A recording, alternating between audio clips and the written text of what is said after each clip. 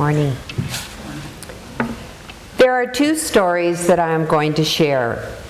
The first is to express the importance of St. John's to the community, and the second is my story.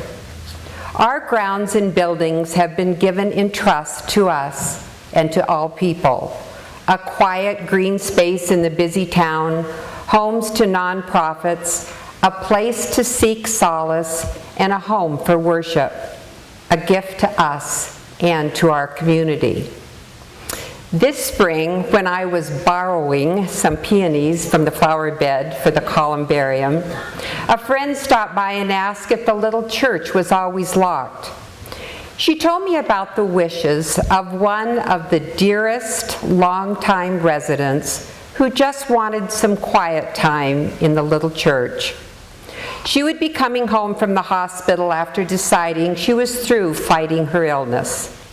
She was to be released on their anniversary. They were married in the little church here at St. John's, and that was the place where they wanted to spend time with her family. The day they were to arrive, we opened the church, lit the candles, had flowers, and a framed copy of their marriage certificate waiting for them.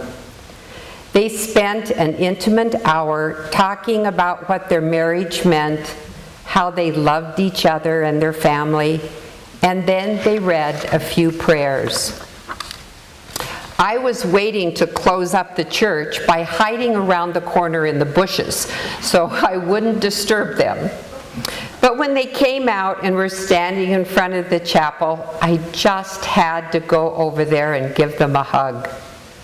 I shared in their tears, their laughter, and their stories. It was such a touching gift to me and was a beautiful reminder of how important this place is to many people, members or not, and how St. John's is a part of their story. My story. Like a few others in St. John's, I was born in the log hospital that was located right over there on the south part of our grounds. I was baptized, confirmed, and married in the chapel across the yard, and I will be interned in the columbarium beside my mother, father, and brother-in-law. I attended Sunday school in the old office building, services in both churches, and I have been at St. John's with my family for every single Christmas.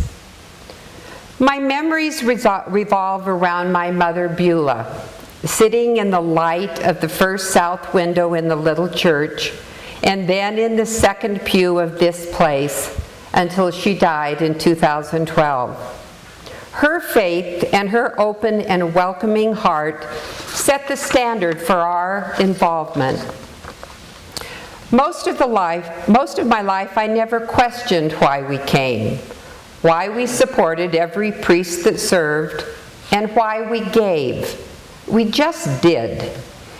It is difficult to know exactly when being a part of St. John's landed in my heart. I guess it's been gradual over the years. Age, the passing of time, losing others we love, dealing with the challenges of this world, and facing my own mortality sometimes just takes its toll. But this is where I slow down. I truly feel the love of others, and I allow the time and space to hear the scriptures, be inspired by the sermons, and just try to be quiet to hear God speak to me. Traveling has opened our eyes to the world, but Jackson is our home and it always will be. We are constantly pinching ourselves in total disbelief of all that we have. Nature, incredible people, the endless spectacular art and entertainment venues, and dozens of caring nonprofits that advocate for people and animals. Bruce and I regularly support nonprofits with our time and money, and we will continue to do that. But I am immensely proud of the work this church does and how we attend to all people, especially those less fortunate and those just lost for a time. We address difficult social issues and stand as a leader for what we do. This year, as I assess my giving, I need and I want to give more to the place that gives me so much. It's the one institution that has been here for me when I have been hurting. It is the place that wrapped its arms around my parents when they were dying. It is the place where I have had the joy of celebrating my children, and it will be the place where I turn when I die. I am truly thankful. St. John's is my church and my priority. This year we are increasing our pledge because by committing money to St. John's and God's work, I am witnessing to God and myself that this church is a huge part of my life. Pledging to St. John's is not about the needs of the church, although there are many, but pledging is just the giving back of what has been given to me.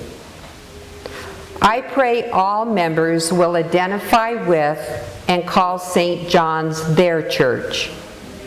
Give pledging thoughtful prayer and make a commitment.